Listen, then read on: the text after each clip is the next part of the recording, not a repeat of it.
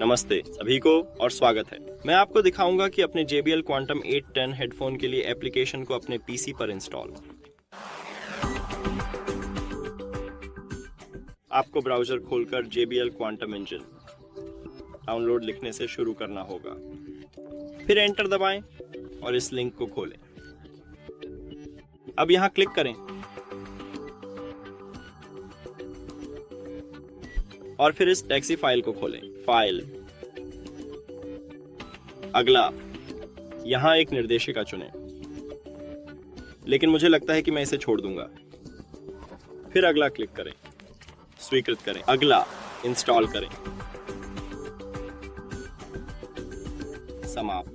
और हमने कर लिया। इस वीडियो को देखने के लिए धन्यवाद। अगर आपको यह मददगार लगा तो कृपया चैनल को सब्सक्राइब करने पर विचार करें और वीडियो पर लाइक छोड़ें। हमारे लिए महत्वपूर्ण है। फिर मिलेंगे।